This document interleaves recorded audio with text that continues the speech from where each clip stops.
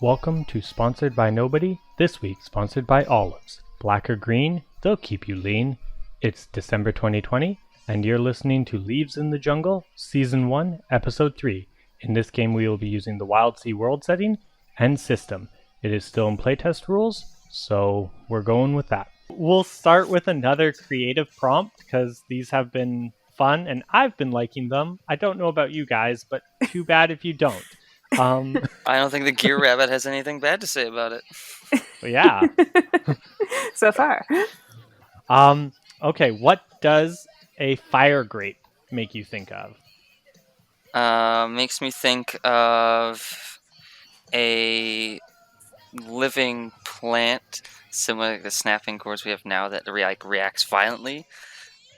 Also known as possibly cherry bombs to other people, and you can literally throw them at people to explode them. Okay, I like it. Yeah, I'm either thinking like a very spicy snack or like tiny bombs. Okay, yeah. Yeah, it could just be a euphemism for hand grenade. Ooh, okay. Because it's not like there's anybody around to tell you that that's its name anymore.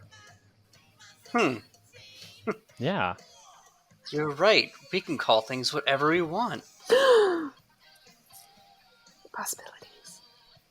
Could be a funny name for like a boil or something. Ooh, okay. Cool. Okay, well, that was our little warm-up. Who wants to talk about last episode? What did we do last session? Last session was pretty good. We got our first introduction to the quote-unquote A team? No, B team. We're the B team. We end up finding the episode 1's cruise ship and claiming it as our own. Proceeding to bumble our way away from a storm and some... Yeah.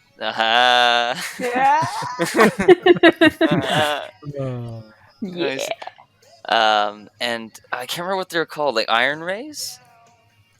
Iron Jaw Rays. Iron Jaw Rays, yeah. We ended up finding a pod of those dancing on the storm. We had a close brush with them. Ended up making it to Junk City, where we met up with some other shankling wild sailors who introduced some tales of Drock, who was mentioned in episode 1, and his crew. Then I think everyone else had their own adventures too. Yeah, that sounds about right. Okay, and so I guess we didn't do this part. We're just bumbling all over this place today. I don't know what we're doing. I am Ian, playing the Firefly, and we have... Austin playing Zitziyaku, the Zelicray. I'm Bev playing Rook the Ardent. I'm Dylan playing Jisun the Gao. And I'm Jonathan playing Gomez Moonglow the Ectus. Perfect. Yeah. Okay. Now that we've bumbled our way through our beginning, I'm proud of us. I'm just gonna blame the time of day it is. We're professional sailors. Yeah, we know what we're doing. So, your crew, you guys, last we saw you were going to bed, and it was pouring rain.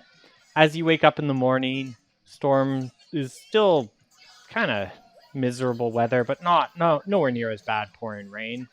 The next few days, the storm kind of dissipates, and finally you see a ship coming in, and it is Cremini's ship. Cremini is the Gao that Emmett told you about. Cremini's ship pulls into harbor. You can see them loading and unloading stuff as they're kind of working. Cool. I approach and shout out if he's had good luck on his scavenging run. He kind of looks at you. Yes. Hello. Who are you? And what? Why are you talking to me? I'm Tsitsiyaku. I'm a shankling who's recently recovered Drock Sheltree's ship and records of his sailings. We were told you had findings recently. Oh, wait. Drock you recovered Drock's ship. Did something happen to Drock? Yes. He seems to have disappeared, and we recovered his ship. So sus.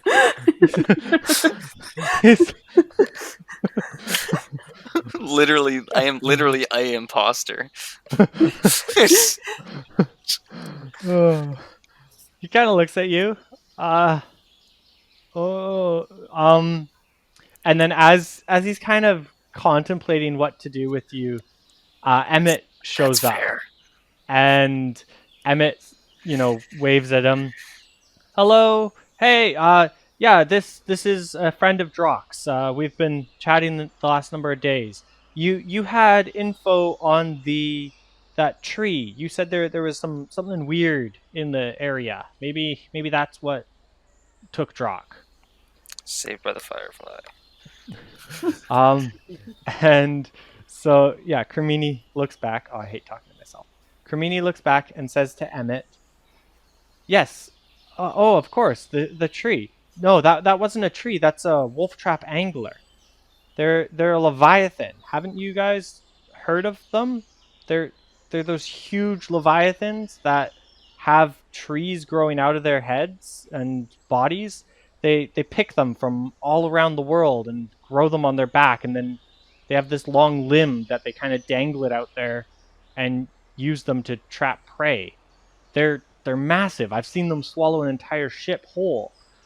There's even rumors of people living in them for weeks at a time before somehow escaping.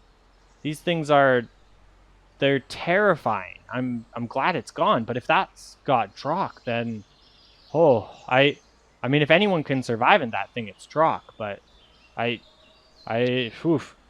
I'll say a word to my ancestors for him, because that's can't be a fun time. Do you know where he spotted this thing? We have records from Drock in a diary about a week ago. I look over at Gomez. Gomez, nods emphatically. You had the diary last. Yeah. Yeah, he looks at you. Yes, Drock was, or not Drock, the thing that I guess we assume has Drock, the wolf trap angler. It's got to be. Oh goodness. Yes, north. It must have been heading north. That's, yeah, north. I mean, it moves not quick, but it's definitely not slow either. It's definitely gone from this area. I don't know where it's heading or where it will end up, but last I saw it was going north. These things don't move in like a herd or anything, right? Like, this is like the only one that should be here. Oh goodness, I've never heard of them traveling in a herd, but anything's possible. But they're massive. They're such giant creatures. To think of a group of them in one location would be, it could almost eat an entire region, I bet. Oh, that's terrifying. Yeah, let's try not to think about that too hard. Hey, everyone with a whisper, keep it to yourself. Kind of look the other way. It is at this moment when back at the ship, I am going to be not part of this conversation, but back on the ship, infusing a whisper into a chart at literally this exact moment. Oh, perfect. What whisper and chart are you infusing together? I am going to take my only chart, which is my chart of many colors, and I'm going to put a forbidden food into it. Ooh, okay. So tell me what happens as you whisper this whisper into the chart. Obviously, the colors in the chart itself begin to like ripple and surge emphatically, much like the hallucinogenic effects that I myself have, and it unfurls itself into a pathway leading to, I don't know, an island beyond something that would be somewhere in the rough region of where we are already intended to go to save Drock. somewhere in the north, it looks like, on the map.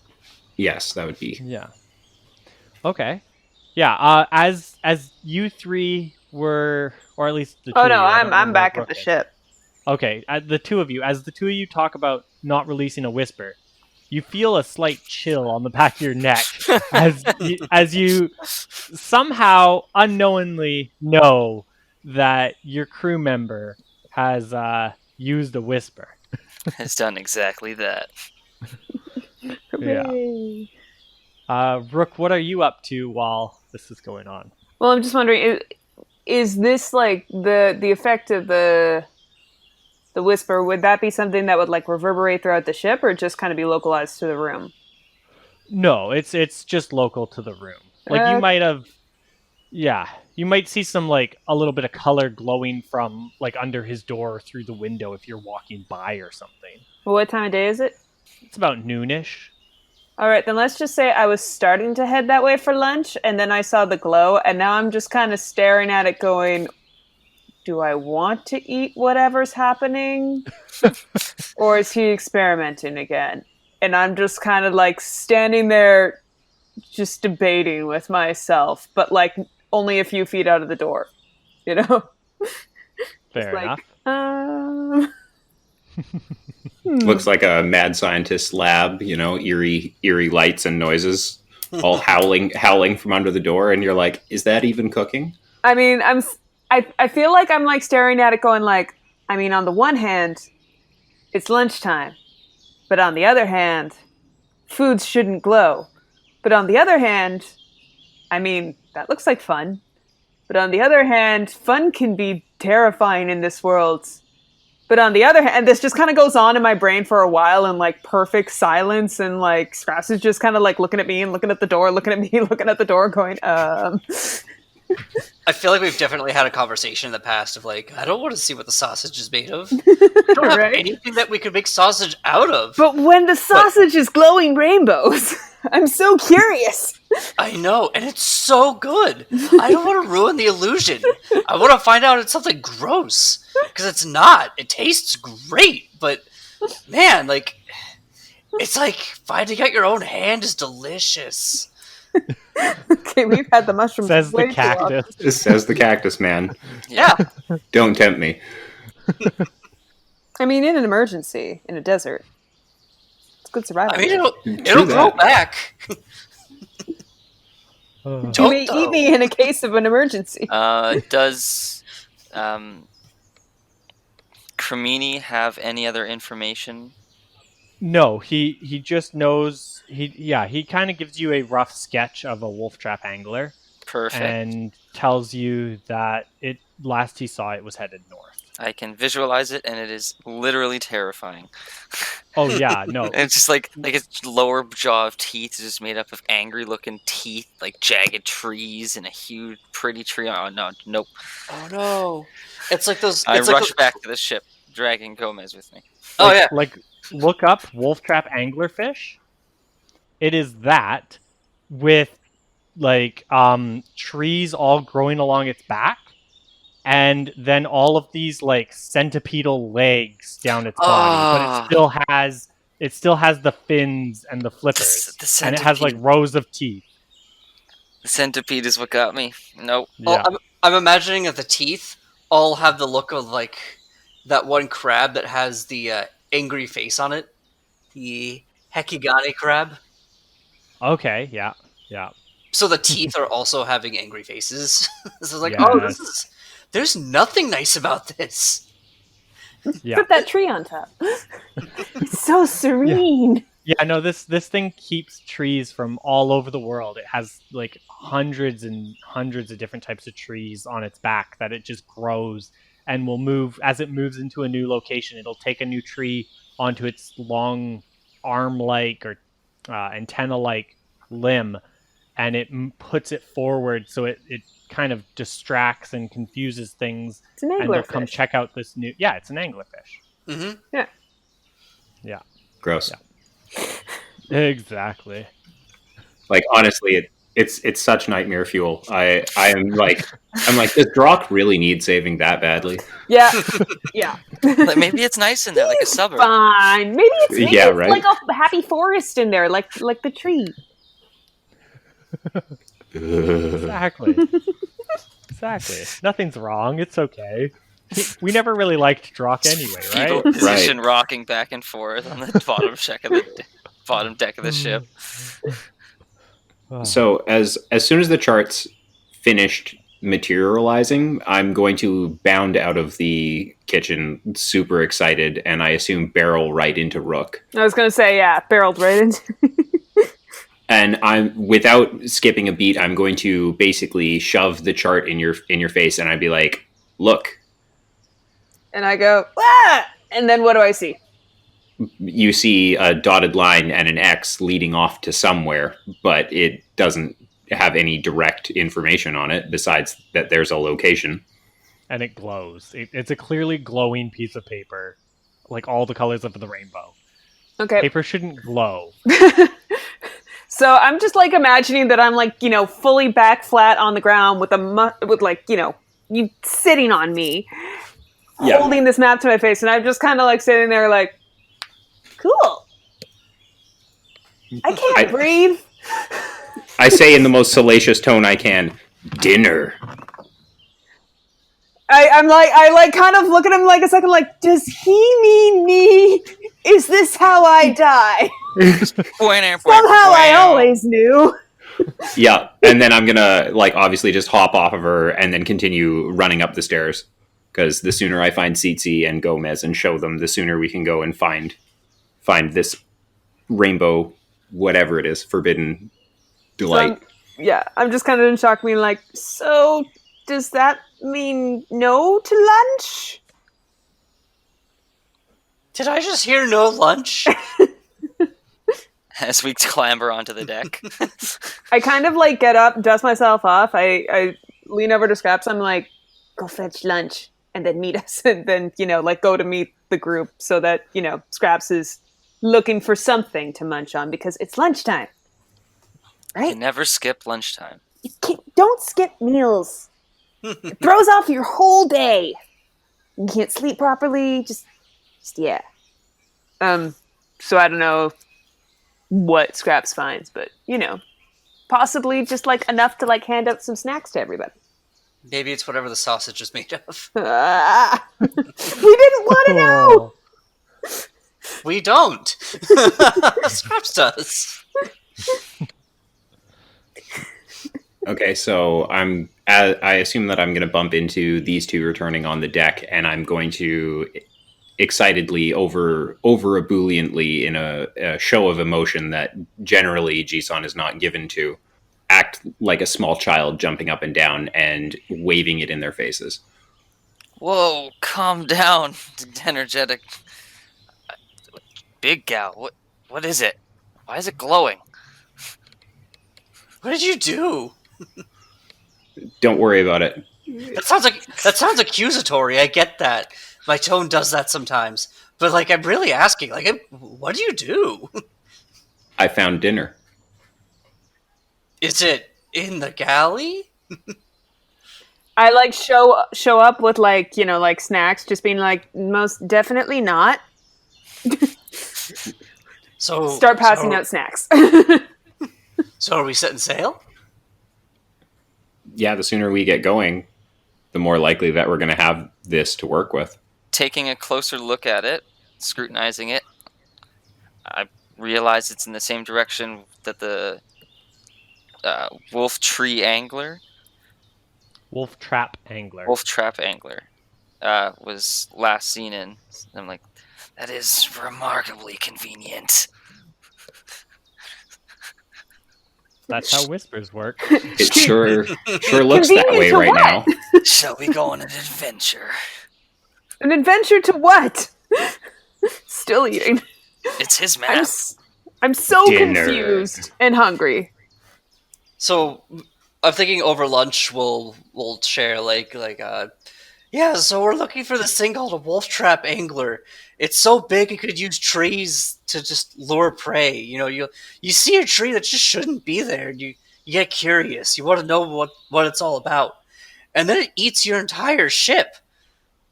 I mean, good news is they're maybe okay, because, it goes for the ship, but it's not like it really lets you go.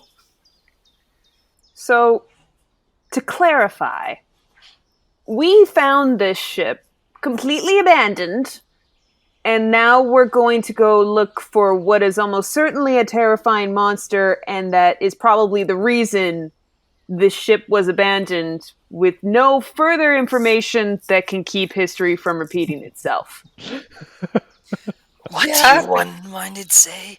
Second time's the charm? Nope, that is not what we say. It's the third time, and I really want to know what's going to be different the third time. We're going to use the saw. They had a saw! No, because otherwise this boat would have gotten eaten. They must have been on their Delta flyer, so to speak. Or maybe they just wave walked over to it. I mean, you see a tree right over there. You might as well just go check it out. It's just a tree. Isn't it did he say it was a luring tree? Like it mesmerizes you or something? Like, isn't that how it works? I mean, we know it's coming, so maybe we'll be fine. Why? You're worrying too much. No, I'm worrying the right amount. So these people are kind of like local heroes, and it just doesn't really sit right to not even try to get them back, you know? Okay, but if they're heroes, probably this is like a grand adventure for them, and we're like, the people in the tale who just sort of, need to get saved because they were stupid. Yeah, but we're the plucky main characters in this story. I'm not certain of that. We have so much to learn. We can learn about each other and develop more of a friendship. I mean, no offense, like we're all friends, but we could become better friends and start the boat. The trail's cold anyways. Let's start with a small adventure to see if we're up to it. We have to learn our ship anyways, and we have a chart literally shining a beacon of the way to go. I love picturing just like Gomez is going off on this long speech about friendship and love and like adventures, and Jisun just like stands up, puts his plate down, and starts walking towards the engine room, turns on the ship, and starts driving it away from He port. does what now? It just starts untying the ropes, casting off. Yeah. But did you say goes to the engine room? And just to start the engine over. Fiddling with things? Fiddling implies he doesn't know what he's doing. Yeah, I'm implying he doesn't know how to start the ship. Okay, but he assumes it's in the engine room. So I hear this happening, as I'm mid-mouthful, and I just very quietly stand up, walk over, just like grab whatever wrist equivalent is touching something, and I just like with the coldest eyes, no. You stop. You leave. You do not come back until you are invited. Understood? Yeah, I guess so. Yeah. Yes, you do. Scoop. Before I release the bees. She spoils those bees. They're so fun and adorable, and they give me honey. I just love to think that, like, we think that in order to start the engine, you have to pick up the hive and just give it a really good shake to warm them up. Speaking of food, that reminds me. Do I still have that bonus track from last session? You do, yes. That's until I kind of decide otherwise. I'm just gonna say bonus tracks last until you use them up. However, that might change as we kind of fiddle with rules and play. Okay. But yes, until otherwise stated, you have that track. Instead of eating the snacks that Rook brought, I'm going to instead, like, put it in like a little dish and feed it to both my companions, and just use some of the leftovers I have from the smoothie and feed myself off of that. Okay. Yeah, you can use up one on that track. And your companions are very happy right now that they got an extra snack. Yeah. Also, I get the engine running. I get the ship started and moving, and I just quietly return, and I just just say into my food, "Never again, never again." I don't know why you get to be the only one who gets to slap the bees. Gomez is like, I mean, I'm definitely gonna go on another friendship speech. It's gonna happen. I can't make that promise. When you share a psychedelic experience like that with any being, it connects you. Right? Being. I just without looking, I pick up whatever the closest bread knife is, whatever, and I just fully fling it at him, just lands not even close, but just be like, "Do you want to trust my aim? Because I don't." Who are you throwing it at?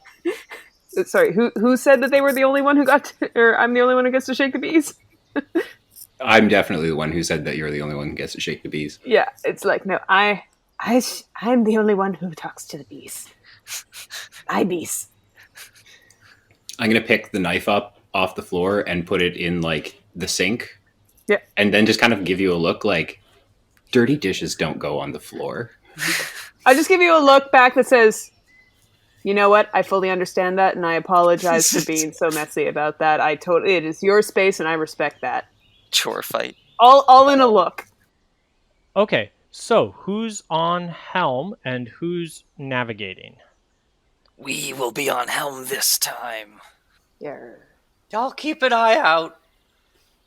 Okay. Gomez climbs up to the wherever he goes to keep an eye out.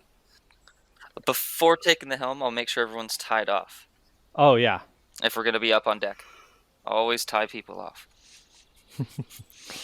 I resent Safety being first. tied off because I want to be able to, jump down to the engine room at a moment's notice.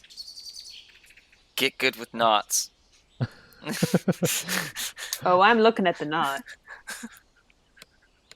Picking at it.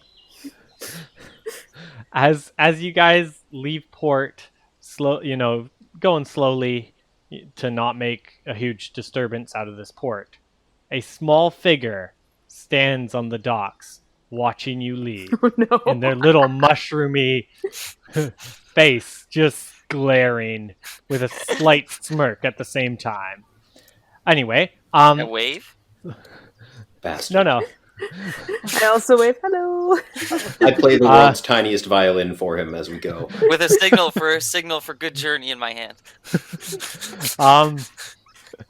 Zitzi, you are at helm. So are you cutting a path, forging ahead, or dropping anchor? I scrutinize the map to make sure I've got the right heading, and then I will forge ahead. That's the double one? Yep, that's a double one. I want to forge ahead. Perfect. Okay, so who's our navigator? Or not our navigator. Yes. Yeah, watch. Watch, yeah. Who's that? Who's watch? Gomez. Roll 1d6, please. Got a 3. You got a 3. Okay, 3 is nature. Okay. We just left 4. I mean, the nice thing is that this die roll isn't so much good or bad. It's just what happened. Yeah. So as you guys are forging ahead, which means you're going quite fast. You're throwing this engine as fast as she'll go.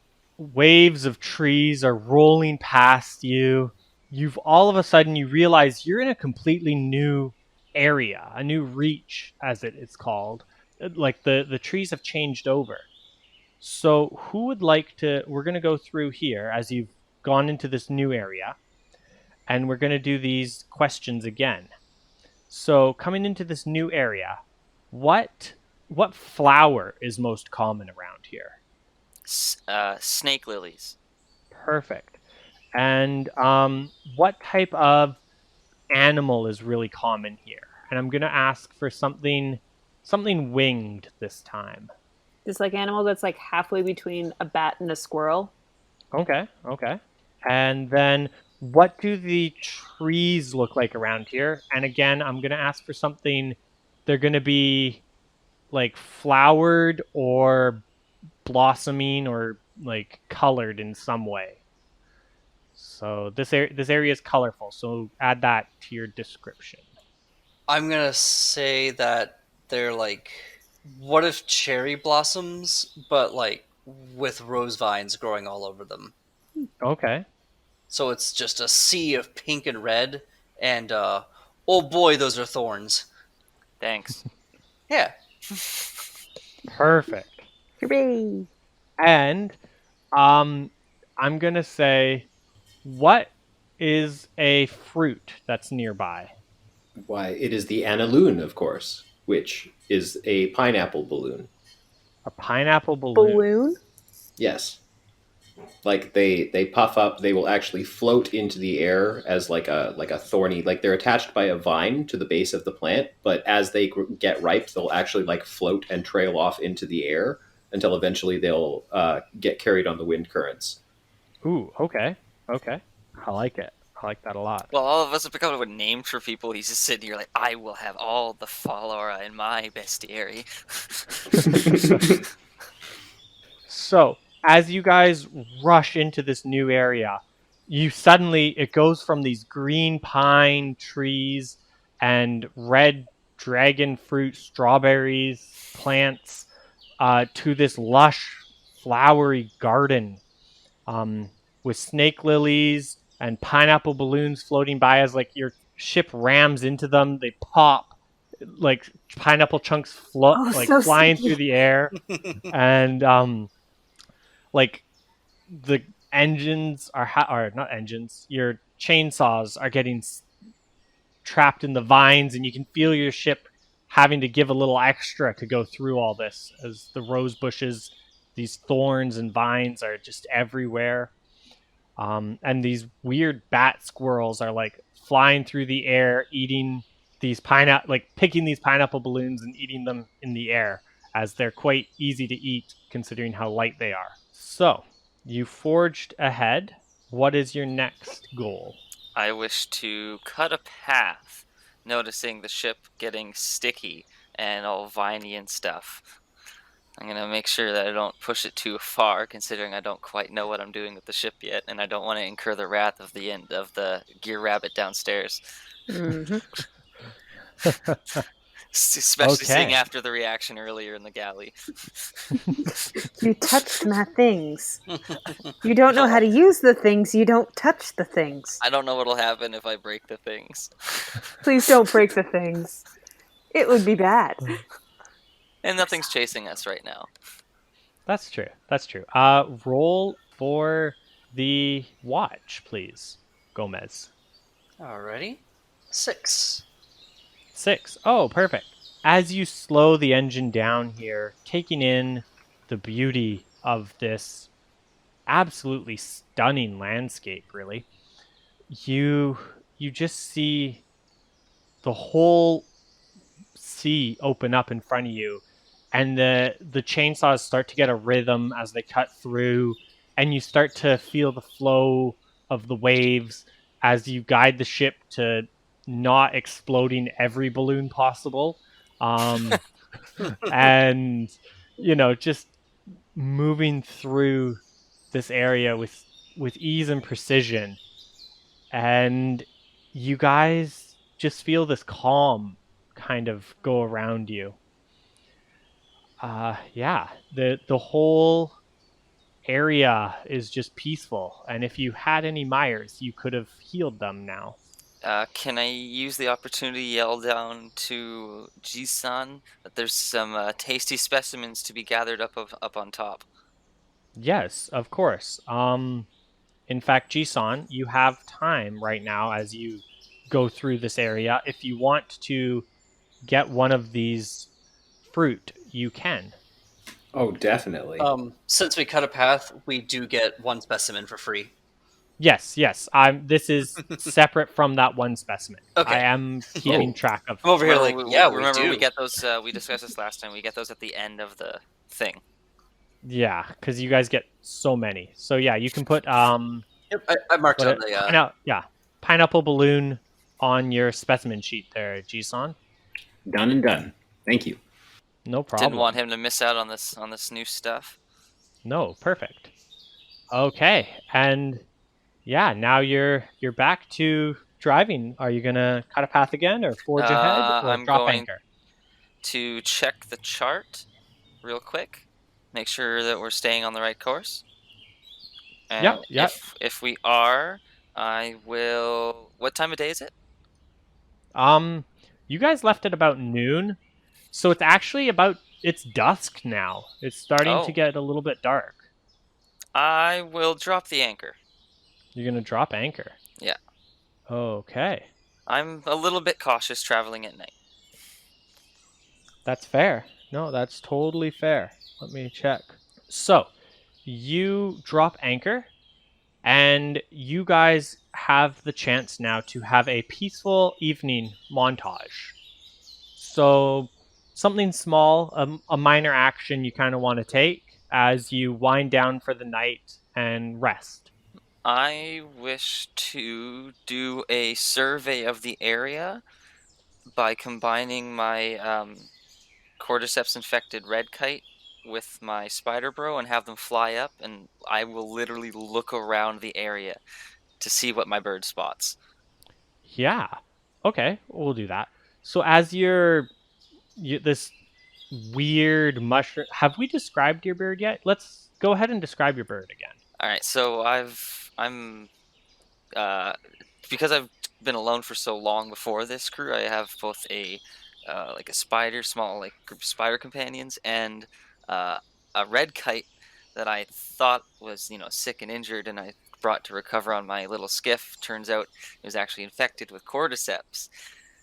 But because I was so good at taking care of it, it decided this was the best place to survive until it found its next host. So I've been, hesitantly taking care of it for now on. Nice. Okay, so yes, your little swarm scout and your sentinel skywing, Yes. which are the two aspects you have there combining, they start looking around and checking this area out, and they notice that there are, as it gets darker and darker into night, these bioluminescent flowers start blooming all around you guys, and you can take a specimen called bioluminescent flower. Oh, cool. Yeah, Bird will swing that down to me, and I'll add that to my specimen. perfect. What else is everybody doing? Well, for starters, I feel like Scraps was just kind of like going to town, licking up the sticky sweetness that is our boat. Like just loving that the ship is delicious now. But kind of like after doing that, I feel like Rook, she kind of like goes through the ship and kind of does her checks, and she's kind of looking just to make sure that like we didn't take on anything we don't want to, or like everything's in good working order. We ran it pretty hard, just making sure everything looks pretty functional for the night. Checking to make sure that the moths are going to be okay because they're going to want to come out soon. And then assuming everything is okay and you don't want to like bring something to my attention, I feel like she starts her bedtime routine, which is it's a very proper routine of like hygiene, making sure everything is tidy, some pre-sleep meditation, and then settling down. Yeah, actually talking about those moths, that's an interesting note. As it gets darker and darker and the stars start coming out, the moth companions that live in your ship in a symbiotic-esque relationship start to come out from the window and are flying around. Now remember, these are 3 feet tall, mildly humanoid moth creatures, and they start, eating some fruit and different things around the ship and are floating through the sky, just doing that like interesting little dance moths do around lights and stuff. While you watch them, you can pick up the whisper, "A calm night." Ooh, ready. And then what else is the last 2 people doing? Gomez is going to get curious about just kind of what's around and lower himself from the ship and just kind of poke around a little bit and scavenge whatever they can. Yeah, you can actually give me go ahead and give me a scavenge roll. Okay. Let's see here. So, building your dice pool. Let me know what you're using. I'm gonna use my 2 scavenge. I'm Yep. gonna use my sharps, I think. Either sharps Yeah, or veils. I think sharps would probably work for that. That sounds about right. Cool. And I have a desert harness, which gives me resistant to Hewing, flame, and frost. healing flame and frost. Okay. So like if it gets cold or anything, I'm fine. Yeah, So like I'm able to kind of move around in the otherwise not so nice position we're in. that's fair. And then yeah, do you have a narrative advantage to give yourself a 4th dice? Oh, that was my 4th die. Oh, okay. Yes. Yeah. Yes. No, that's fair. That's fair. I'll give you the dice for that one. Okay, cool. Yeah. And here we go. 6, 2, 4, 5. So 6. Okay.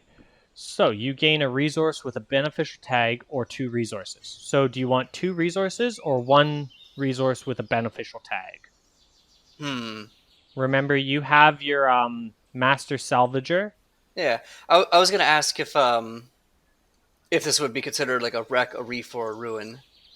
So would this be like a reef? Yes. No, this would not be any of those, unfortunately. Well, okay. As you're kind of just salvaging the brush under, like the tangle underneath the ship and whatnot. Yeah, that's fair. Yeah.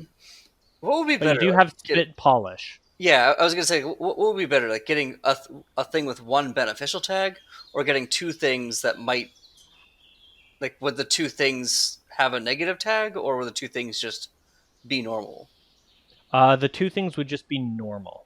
So none of my aspects work on this. Unfortunately, yeah. Sorry, it's while they would normally work for scavenging, just because the way you're scavenging just under the ship, unfortunately, it doesn't quite. I mean, I guess I could give you 2 things with negative tags, considering the ship has run it over. No, because it costs a task to fix it. So Yeah. That would really just be like more of a penalty. Yeah, exactly. I mean, I could use lurid cartography to find a shipwreck or disaster. True.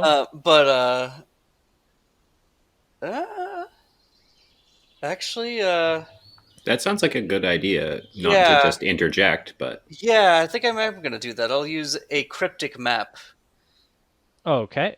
to find a shipwreck. Okay, so if you get rid of your cryptic map there. Yeah, because I figure we could sell our piles of specimens to pick up more charts and stuff as we play. Yeah. Okay, well, we'll retcon that a little bit then here, quick. Okay. So instead of just digging down underneath the ship, you pull out a map that you had in your back pocket for a while, sort of thing, and you're like, wait, this area looks familiar. And you look at the map, and it turns out that you're actually almost right over this old shipwreck sort of thing. And so, yeah, you've been digging in there. So if you want to, as I said, I won't tell you what tags I'm giving things, but you can either choose 2 things or 1 thing with a beneficial tag. And the 2 things may have negative tags, may not have negative tags. Okay. I'm going to do a roll for that. And I think I'll take the 2 things and I'll use Master Salvager to improve the rarity of both of them.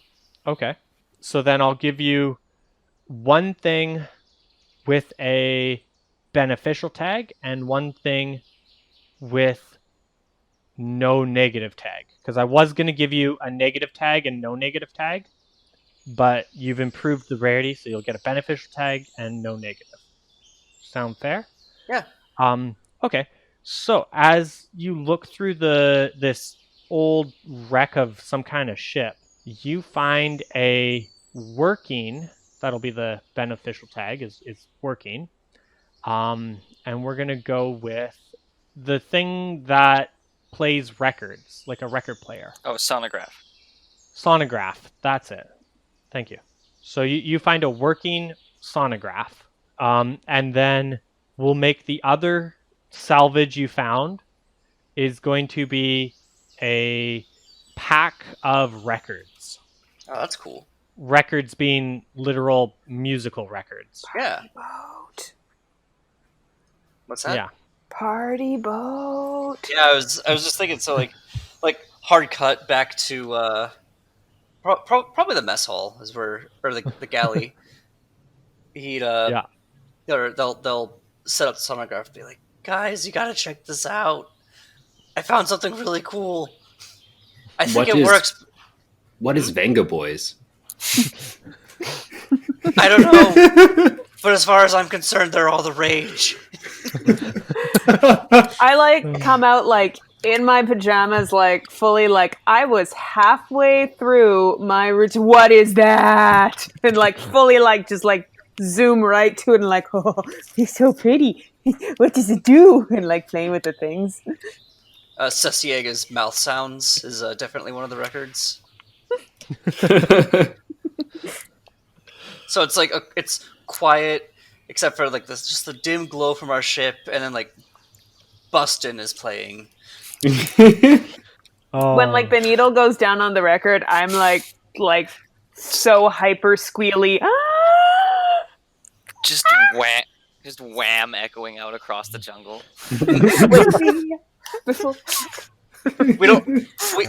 We don't know what it's saying because like Ancient languages. Language. yeah. English language, but it sounds cool. A Right. couple of the words sound similar Yeah, to the words we're used to. we know enough to know what Bustin is about. We're like, we know what he's saying. We know that busting makes us feeling good. Yeah, we get it. Nice. And last but not least, Jisan, what are you doing? I'm going to, in secret, harvest my own hallucinogenic spores and Ooh, collect okay. them. Very nice. So yeah, you can put down a specimen of hallucinogenic spores. That's convenient. It only gets better because like that was like one polyp of so many. Okay. It only gets more lit from here. And I'm going to also give you guys, since you are taking a break, you gain 2 specimens from your cutting a path, or sorry, you gain 2 specimens because you cut a path and because you dropped anchor. 1 for each of those events. Yep. So the 2 specimens I'm going to give you guys are a large cricket, Another one. and I'll give you another of the balloon or pineapple balloons. So whoever wants to take those can take those. I actually offered Jisan the cricket. I will trade you my hallucinogenic spores for that cricket. Okay. I'm gonna like give you a wink, but I have no eyes, so it's mostly awkward. It's just like your head nodule bobbing a little bit. That's It just funny. kind of squishes. Yeah, it's just indistinguishable from your normal moving head bob. I'd like to say now that our like the collective version, like the colloquial word for wink, doesn't just mean blink one eye. Everybody winks. Okay, so I now have Yeah. a specimen hallucinogenic spores. That is Yep. correct. Use them for horrible things, please. I'll take a pineapple balloon. Yeah, Okay. do it. Go for it. Yeah. Okay, and yeah, you guys, the rest of your evening is very quiet and peaceful. You all, I assume some of you rotate some shifts of watch, and your moth people also take a shift of watch. Hmm? And yeah, you have just a relaxing evening. Sorry, go ahead. We do get a whisper too, but it's fine if you don't want to think of a whisper right off Oh, you do get a the whisper? dome. Well, you did give me one when I was setting up the moths, but I don't know if that counts. I'm going to say that counts. That's going to be the whisper you got. Because you didn't get anything from I did not. that there too. So yeah, we're gonna call that the whisper you guys got. Okay. Okay. I'll calm down. If you're okay with that. I have no problems with that. So yeah, you guys, it's peaceful, it's relaxing, and morning arises as the sun comes up, and the beautiful scent of these flowers opening to catch the light as this gorgeous, almost garden-like reach sprawls out in front of you. I excitedly asked the crew, "How was my driving?" I mean, your driving's great. We haven't actually run into any problems so far. So sticky. Haven't run over any problems either. Plus, we found this cool music box. I don't know, some other song is playing. I'll try to build a nice song list sometime of music Playlist. playlists that we definitely don't own and can't actually play on here, but I'm pretty sure that we can refer to it. There's definitely a few of those Cyberpunk records that playlist. like skip every now and then and have like a few notches in them, but they still work for the most part. So Men at Work starts playing. I've just been spending breakfast just like looking at it and like, like opening up the side and watching the little gears turn and being like, perfect. Okay, so are you gonna cut a path, or what's your next goal, oh Capitan, or oh Navigator, whatever, helmsman. That's the word. Yes, Zitzi, what are you doing? Are you cutting a path or forging ahead? How far away on the chart do you think we've traveled? It's a hidden chart, so I'm gonna say, Looking at like the physical chart ahead. yeah. Looking at the map, you got a little ways, but it's not too far. Okay. It should be relatively quick. I'll just cut a path again then. Okay, This area doesn't seem so bad. that's fair. Okay, do you want to roll for the watch, Gomez? Yes. 6. 6. Oh, okay, peaceful. Perfect. You guys, like, your morning goes, it's relaxing, it's calm, you're eating breakfast and kind of just enjoying these balloon fruits. I assume you had like a nice fruit salad-y kind of breakfast, and just looking at the flowers and the beauty of this area as you pull up towards this large tall shank. It's this huge tree. And so for those of you, I mean, we haven't really talked about tall shanks yet, so I'll do a little description of tall shanks right now. This large tall shank is in front of you. So tall shanks are trees that grow much larger than the average trees around them. Yeah, they can be massive enough to support an entire city, or just large enough to have a house on top of them that stands above the waves, surprisingly tall. This one looks to be, it's definitely not city size, this tall shank, but it's big enough that like a dozen houses could sit in it or on it, sort of thing. And looking at it, the leaves, every leaf of the tall shank seems to be a different color and a different shade of each color, as an entire rainbow of leaves lies in front of you. And even the bark on this tree seems to be modeled in rainbow colors going up. And these large fruits, and you can tell they're large because you're still like pulling up towards this tree, but they look like they are in scale to the tree. These fruits that dangle down from this tree, they're gourd kind of shaped, so almost pear-like, but longer in the top with like a teardrop bottom. And these fruits, as the light hits them, they kind of sparkle and shoot rainbows off of them, almost as if they're crystal-like in nature. I immediately start yelling and shouting incoherently and flashing like scarves of different colors, yelling for Jisan. as I come up onto the deck and lay eyes upon this miraculous marvel, I'm going to be like, I don't think this is the right place. We should keep going. Yeah, I agree. This place sucks. The scarf slowly dangles from my hand. I'm gonna. And I just trill mirthfully, like that's so great. I laugh at my own joke way too hard, and I'm like, let's get the Delta. I immediately go to the Delta Flyer without any more words. We're getting this thing going. We're going over there.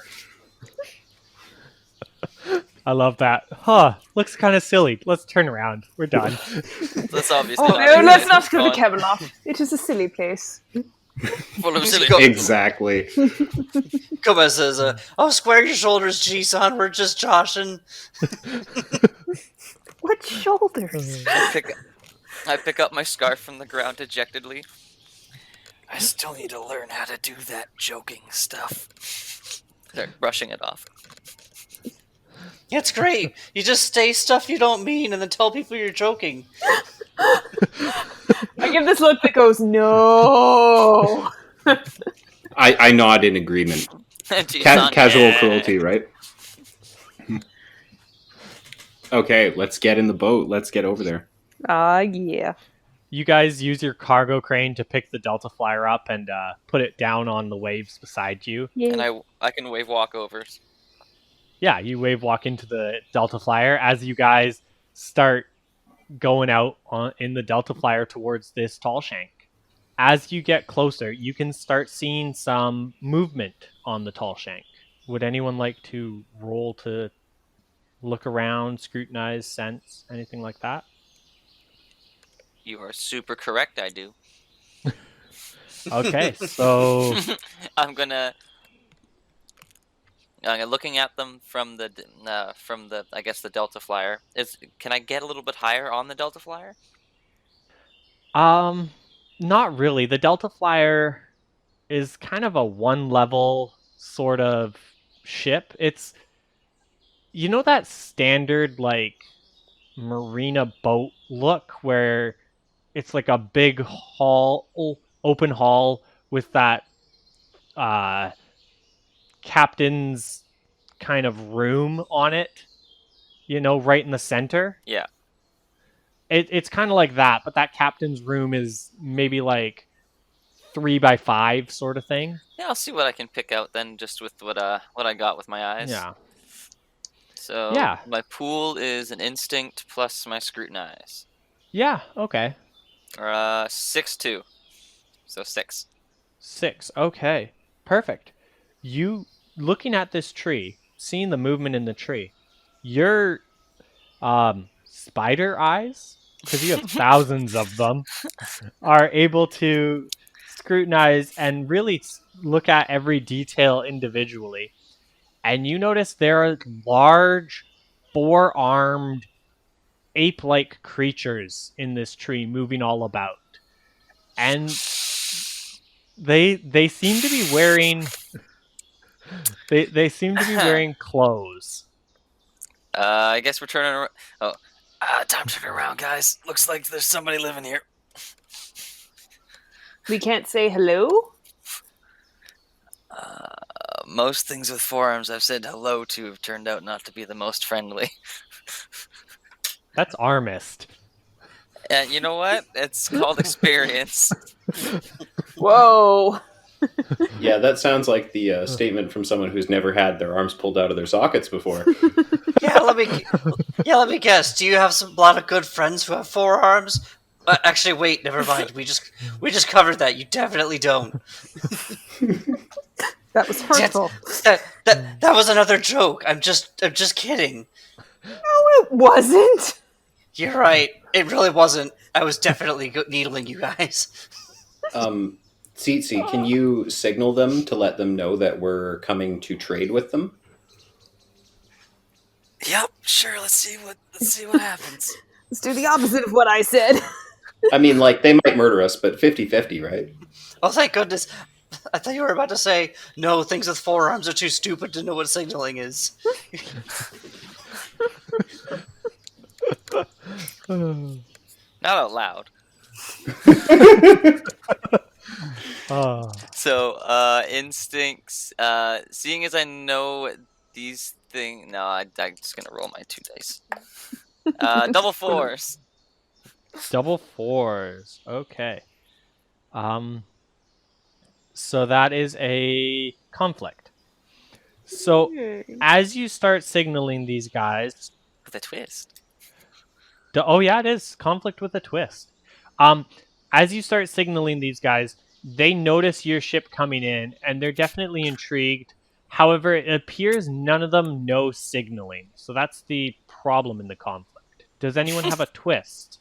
I've got nothing for this one. I got one if you're Yeah. okay.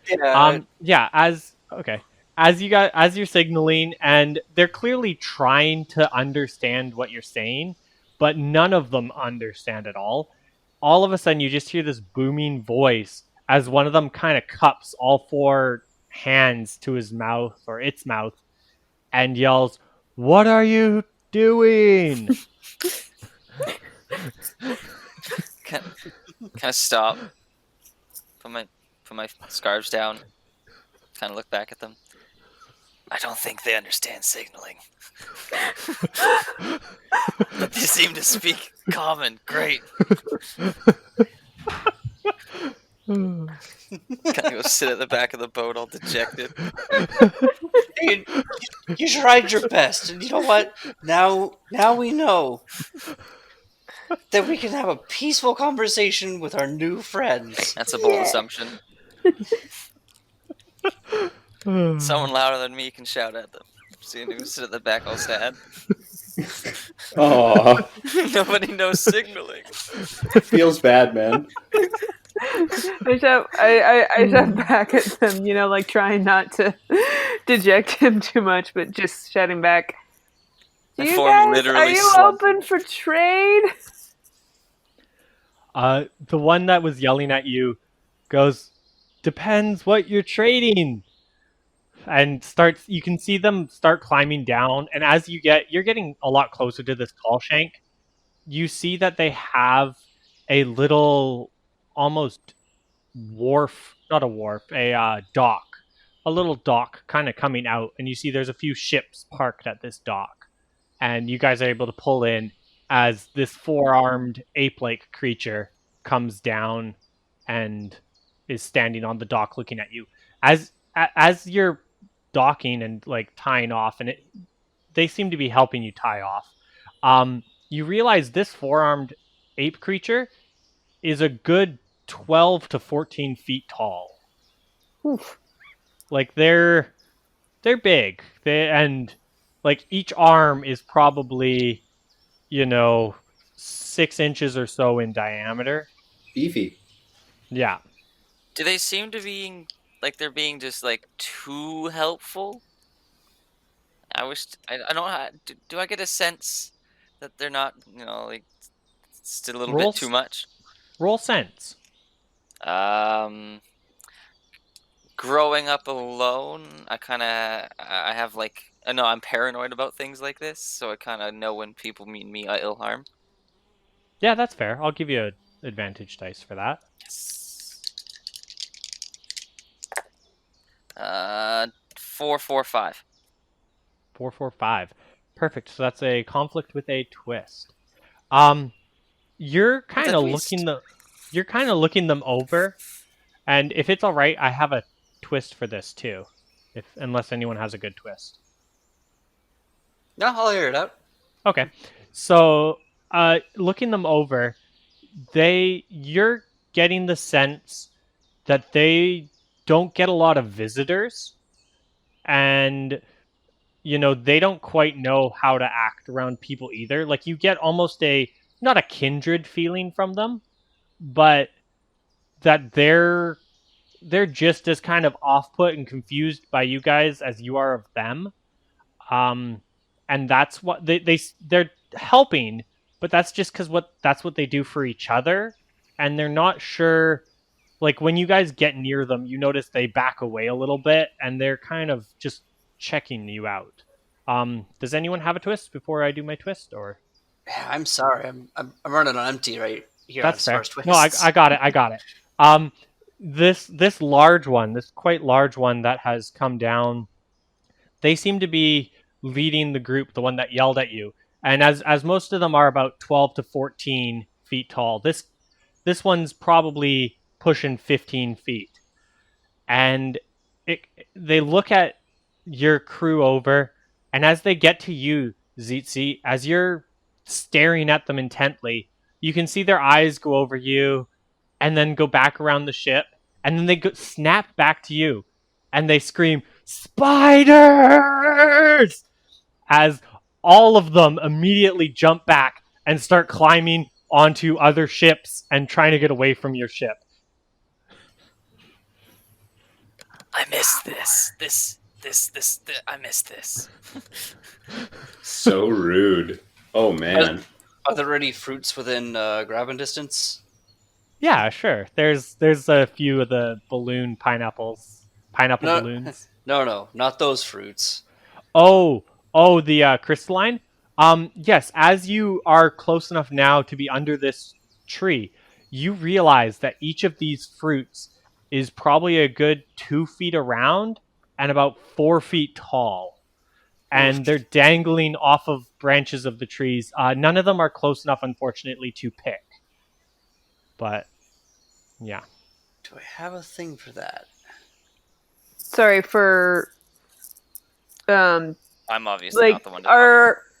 sorry, like they're just kind of like dangling there, just kind of like hanging in front of us. Well, yeah, they're fruits on the tree. Yeah. And you actually do see there's a few of these fruits in some of the boats too. It looks like these ape creatures are harvesting them. Well, we don't want to take the ones in the boats because those are theirs, but the ones that are on the tree are fair game. I can get those easily enough. I will give you an assistance die. Okay. You're climbing? You're gonna try and climb up this tree? I mean, I've got a couple ways that I can do this with my aspects. Actually, hold on.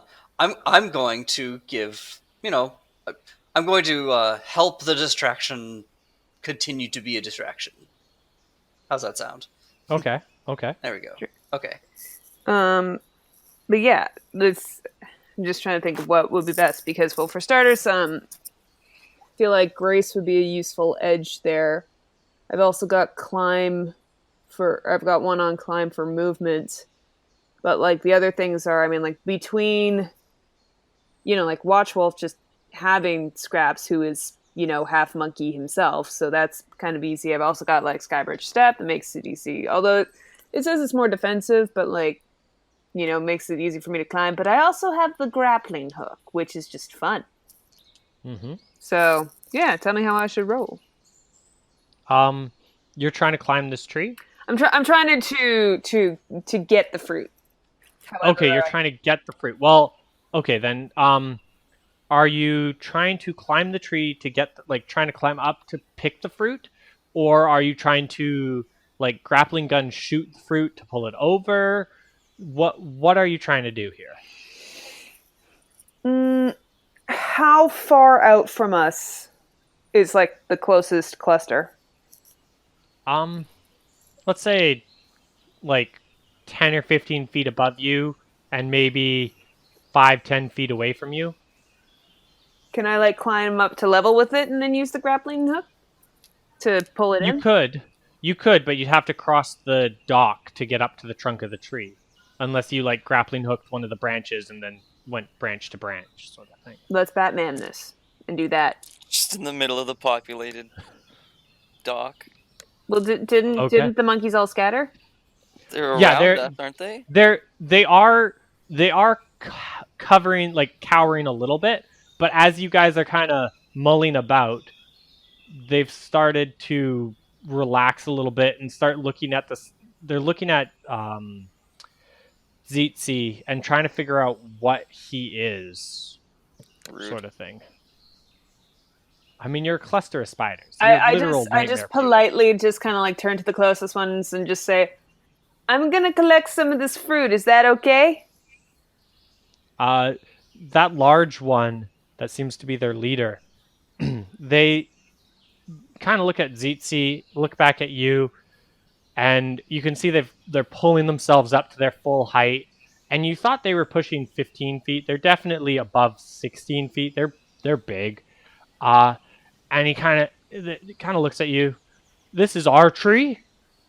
We've been harvesting this tree for a long time, and if you want to harvest it, you're gonna have to trade with us or give us something, because this is ours, and we're willing to fight even your spiders. I have a proposition. What if I cook you the most delicious meal that you've ever eaten? He kind of looks at you and scratches his chin with two of his forearms, the other two on the sides of his hips, kind of thinking. Very interesting. I will accept this proposition. Yes. You know what? No. You must cook a meal for all of us. And he points to all of the apes around. That's easy enough. As a matter of fact, I have everything I need right here. And I'm going to gesture to the tree. Okay, he will permit you that they'll pick one of the fruits out of their ship and put it in front of you. Excellent. Okay. Well, I'm immediately going to move it off. We're going to have to go back to the galley and get some tools and stuff like that to, like a big soup cauldron. He won't permit you to take the fruit back to the galley, but they start setting up a kitchen area on this dock. They start setting up sorts of thermal, magnetic burners and different things to heat pots and pans up. And he's like, "You will cook it here." I'm not going to argue with him. You are very large. Okay, Mr. You have a Fuzzy valid Farm, argument. man. No, Gomez Loffer hey, do you need me to go back and get your knife set for you? I'm going to look up the monkey that's standing directly in front of me. And I'm like, yeah, I think I will just stay here. Good. I am excited for this meal.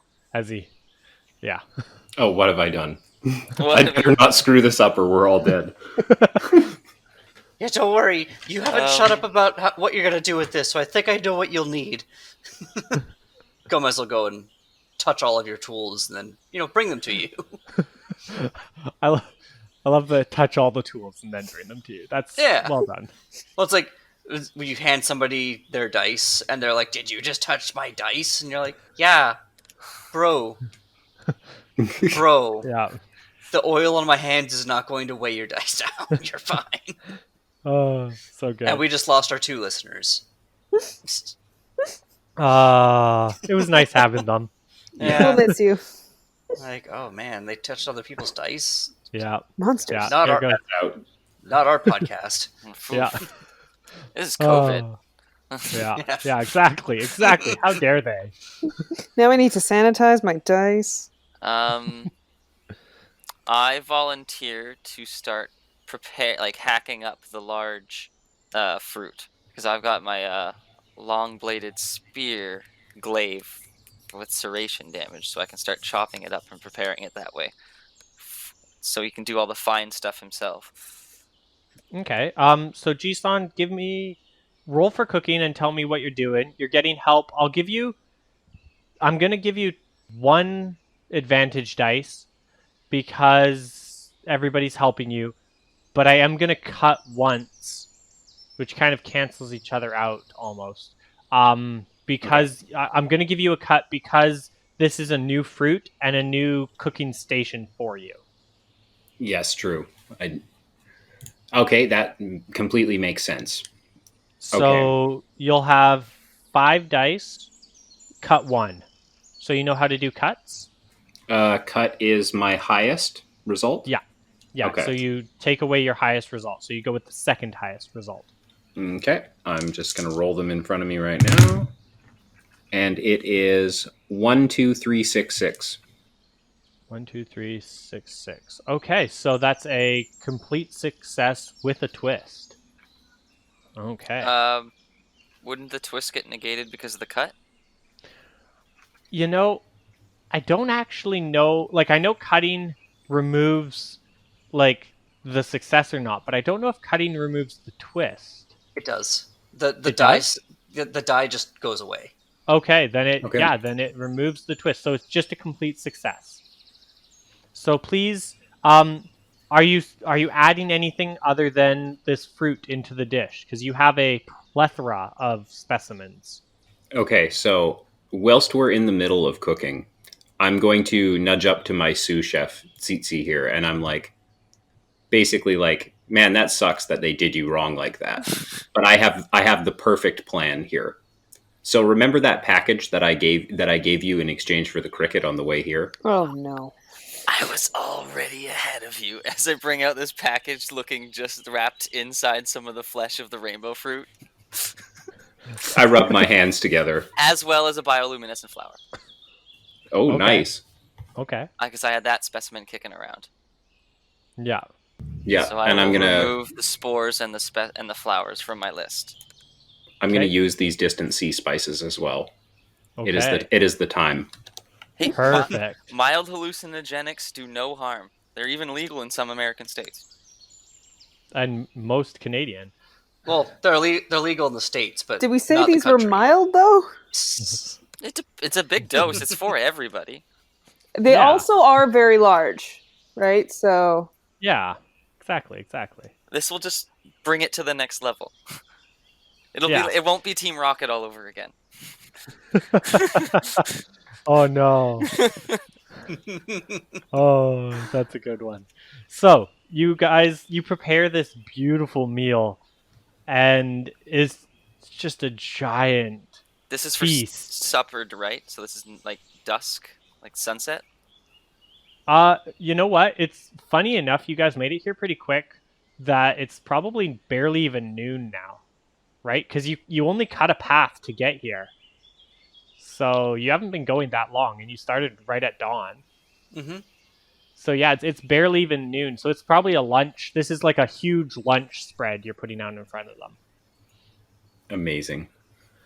And they start digging in all of these large. There's easily a dozen or dozen and a half of them, and they're just devouring this. And it's juice is dripping down them as they're eating more and more. They can't get enough of it. It's incredible. I look over at Jisan and I like bring up a fist. Yeah, we're definitely going to fist bump over that, and maybe even like a really cringe-worthy edgelord pose. oh no. We're talking Go. 1,000 dabs. Gomez is over there like, I am actually a trained sous chef. Oh. I'm gonna like gesture that he should be like without stopping my own dab while we're holding it for way too long. I'm like kind of like just like like nodding like get in here. He gets in there with like a respectable distance, covered in thorns, but I'm just staring at this, but like also I've got like a plate of the food in front of me, and I'm just like staring at it and staring at them and staring at it and staring at them and being like, damn, this looks good, but also I'm afraid. Post-apocalyptic. Rook, are you eating it? I'm contemplating eating it, but I'm so skeptical that I haven't fair. actually tried yet. Okay. Scraps is sniffing at it, maybe a little more intently, but has not yet eaten, because good doggo. Fair enough. The apes, as they're eating it, they start kind of... You can see they're starting to get a little out of it, It's starting to kick in, the stuff you've put in here. And they're kind of looking at you guys, and they're taking their bites a little slower. And that leader guy, he walks over to you, Jisan, and he gets really close, like he's within an inch of you. And all of a sudden, all four arms just go around you, and he gives you this big hug. And he like picks you up and then puts you back down and goes, "Wow, that was good." Right? That is not what I expected to happen. I'm just one smug mushroom right now. And this guy, he goes, "My name is Docus, and I'm kind of the leader around here. You know, I've been cultivating this tree for a long time, and that's the best rainbow fruit meal I've ever eaten in my life. You got to tell me how you made that." Unfortunately, it's one of those things where unless you're a trained chef of my caliber, you wouldn't be able to pull it off. I don't mean that to be insulting, but I mean, like, the rainbow fruit is an amazing material, but it really does require, a masterful chef to be able to bring out its potential. Infinite colors, infinite uses. I finger guns at Tsitsi. He gets it. He just kind of looks at the two of you, and he's definitely starting to feel it more and more now. And he goes, I get it, yeah. No. And he just starts looking at the tree, and like as the wind's kind of blowing it, you can see the leaves, and he's like swaying with the tree. And he goes, so many colors. You're right. Can I use a whisper? Go for it. I want to use my sunset through the branches to create like this perfect, like, beams of light through the branches reflecting off each tree and dewdrop, and just creating like this perfect array of peace and friendship that they've never seen before. Like a miracle has dawned on this day that they've met visitors. Yes, please mark off that whisper. And yeah, no, the light just starts hitting this tree perfectly. And as it hits, all the fruits, these crystalline fruits, start spreading rainbows everywhere. And you see all of these apes just start weeping uncontrollably. I broke them! Dude, I take the plate that I have and I just chuck it over the nearest edge.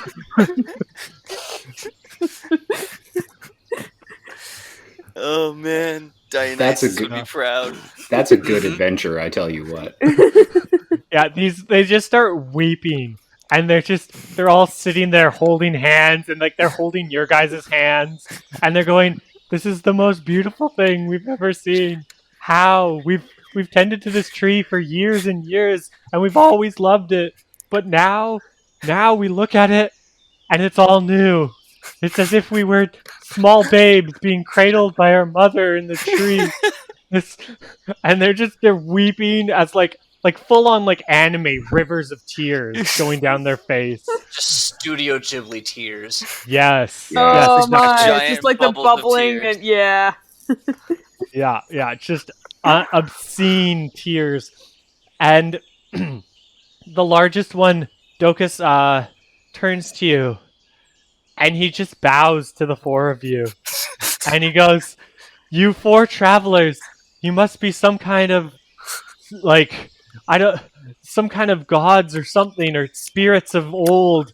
But whoever you are," and he just rummages around, and he pulls out, from one of the ships, it's a seedling. And he goes, "Here, it is one of the few seedlings we've ever gotten off of the tree." Oh my god! And he passes it to you, Jisan, and you can add rainbow fruit seedling to your specimens. Time to cook that up. No, throw it! I'm kidding. Just omelets the seed right away. You just eat it, and swallow it. Absolute your spores just start glowing rainbow a little bit, and then die down. Neat. That's awesome. Yeah, no, he just looks at you, and he's amazed as I assume you guys like head back into your Delta Flyer and go towards the ship. After I offer my name and the name of our boat and say that we wish to return and be graced with the presence of the tree in their company. Yeah, Docus looks at you. I wish to keep Docus. Yeah, no, that's fair. Docus looks at you and hands you a map. I'm not going to say it's a chart because it's he hands you a map to find the tree easily again, and you can put it down in charts, I guess, if you want. You can say rainbow fruit chart. Make sure we don't lose this. It's a Yeah. secret location. Yeah, so Zitzi, he gives you it, and he goes, I will never fear spiders again, my friend. And he tries to hug you, but he can't quite get enough grasp on you because you're just a million spiders. And so he can't lift you. I imitate what happened when I fell on Rook, because that's a hug. You And just kinda, collapse on relax him? my form and kind of stick to him. Just turn into a bag of spiders. Yeah. Basically hugging a beanbag right now that's Yeah. alive. Yeah, think he's hugging a surging beanbag in a nice I think it'd be way. great. Right after he says like, "I'll never fear spiders again," and then that happens, and he's just like, Yeah, no, he definitely realized he made a mistake, but he's too high and too happy to realize that also. I'm still talking and say that I accept his friendship and glad he does not fear us no more. Yeah, and Double negative. he'll wave as you guys leave, and they're all just crying and just so happy. Waving back with all the with like all the new rainbow flags I have. Yeah. And I think we'll end the episode there. That seems like a good spot to end it off on. I was Ian. Phobias. I was Austin. I am Bev. I'm Dylan.